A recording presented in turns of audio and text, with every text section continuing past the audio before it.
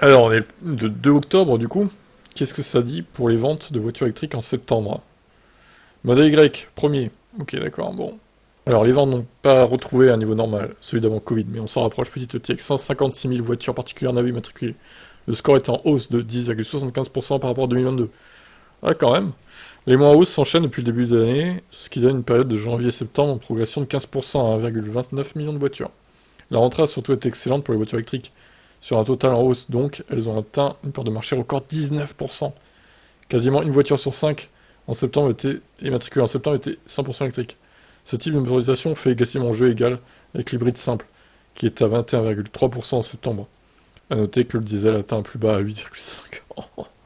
Ah, c'est beau ça. Ce sont donc 30 000 voitures électriques qui ont été matriculées en septembre. 30 000. C'est énorme. Enfin, c'est énorme. C'est pas mal quand même, hein. Mais une fois encore, le modèle Y domine les débats. Tesla en a livré 5 000. Le SUV se classe d'ailleurs 5ème dans le palmarès, toute énergie confondue. Faisant mieux qu'un Capture. Oh, dur.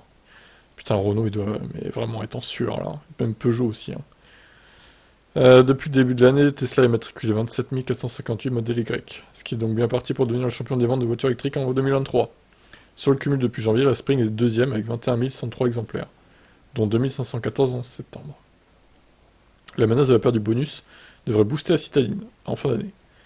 Pareil pour la MG4, 1945 exemplaires ont été matriculés en septembre, 12 199 depuis le début de l'année, faisant ainsi jeu égal avec le modèle 3, 12 315. Pas mal.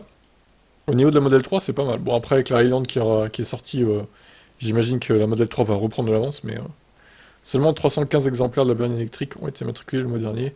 Oui, parce que voilà, nouveau modèle, etc. La MG4 talonne aussi la Mégane, dont 12 649 exemplaires ont été matriculés cette année.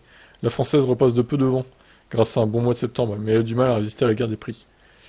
À mon avis, d'ici la fin de l'année, MG ils vont mettre les bouchées doubles pour livrer le plus de véhicules possible à cause de la perte du bonus. Et là, je pense que la MG va finir devant la Mégane, hein, à la fin de l'année. On en reparlera, mais pour moi, ils vont finir devant.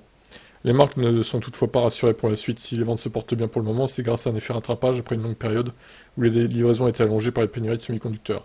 Les constructeurs s'inquiètent aussi d'une baisse des commandes depuis le printemps.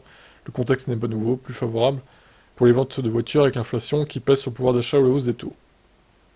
C'est dommage qu'il n'y ait pas de tableau récapitulatif par contre, mais bon. On a eu les données principales, c'est ce qu'il faut. Voilà pour donc ce classement de septembre. Allez, j'essaierai de vous trouver un tableau sur notre site au pire, une prochaine news. Ciao.